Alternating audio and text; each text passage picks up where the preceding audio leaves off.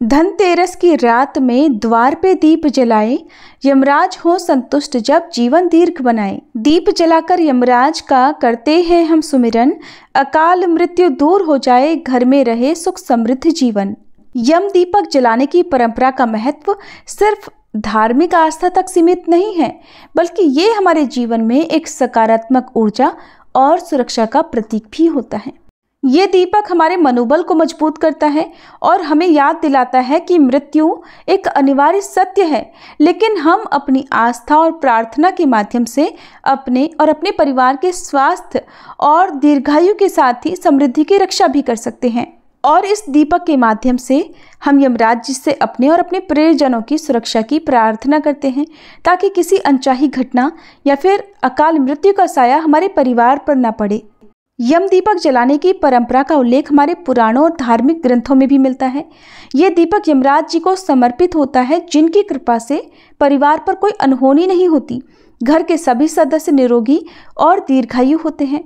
धनतेरस की रात को घर के मुख्य द्वार पर दक्षिण दिशा की ओर ये दीपक जलाना अनिवार्य माना जाता है, क्योंकि दक्षिण दिशा यमराज जी की दिशा मानी जाती है। ऐसा कहा जाता है कि ये दीपक यमराज जी के क्रोध को शांत करता है और अकाल मृत्यु के भय को दूर भगाता है।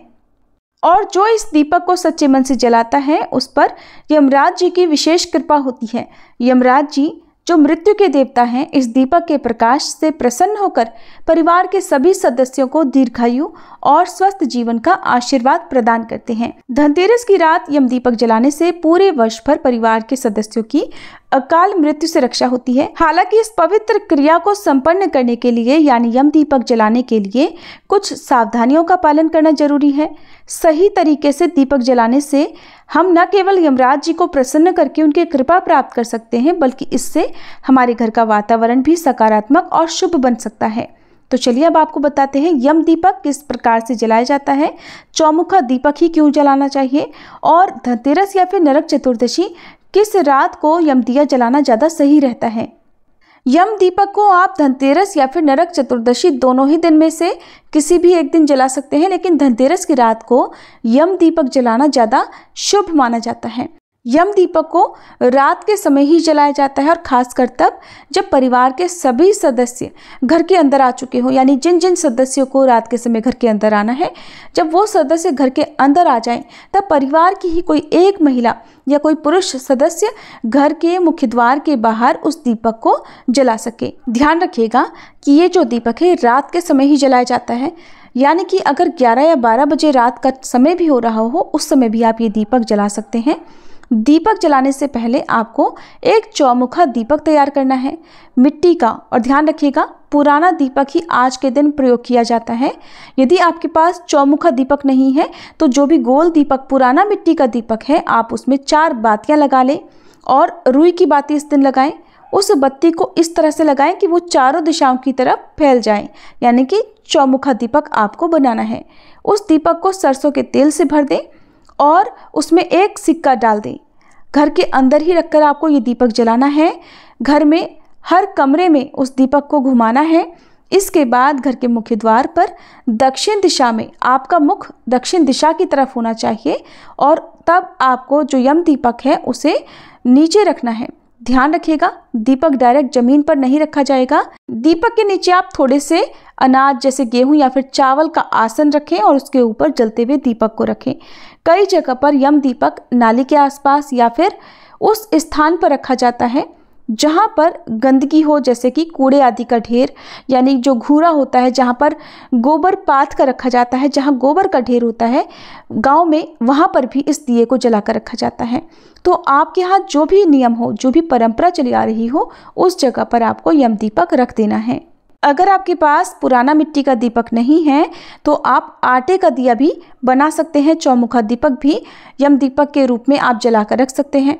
यमराज जी से स्मरण करें, प्रार्थना करें कि आप और परिवार के सभी सदस्यों को अकाल मृत्यु के भय से मुक्ति प्रदान करें, सभी सदस्यों को उत्तम सेहत और आरोग्यता का आशीर्वाद दें।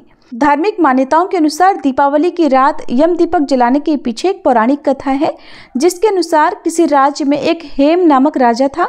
देव की कृपा से उसे पुत्र रत्न की प्राप्ति हुई। पंडितों को जब पुत्र की कुंडली दिखलाई गई तो पता चला कि विवाह के 4 साल बाद राजकुमार की तो मृत्यु हो जाएगी।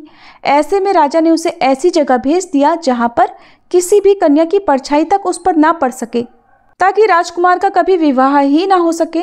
लेकिन वहीं उसने विधिवत तरीके से एक राजकुमारी से विवाह कर लिया। लेकिन विधाता के विधान के अनुसार विवाह के चौथे दिन यमराज के दूत राजकुमार को लेने आ गए।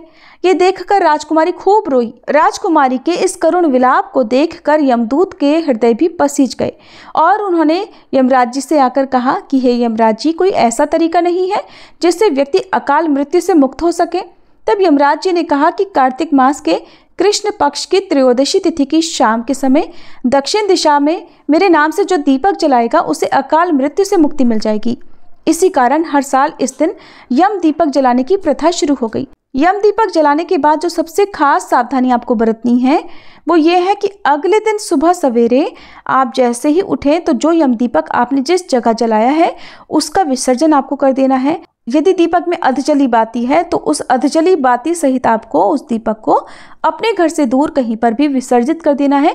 खास तौर पर किसी चौराहे आदि जगह पर आपको इसे फेंक देना है और जो 1 का सिक्का आपने डाला है उसे भी आप किसी चौराहे पर रख कर आए। घर में आपको यम दीपक से जुड़ी हुई कोई भी सामग्री नहीं लानी है। दीपक के नीचे जो भी अक्षत आपने रखे हैं या अनाज रखा है उसे भी आपको चौराहे पर ही डाल देने हैं।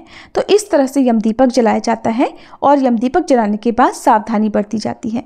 ये थी आज की वीडियो जानकारी। अगर अच्छी लगी हो तो वीडियो को लाइक जरूर कीजिएगा।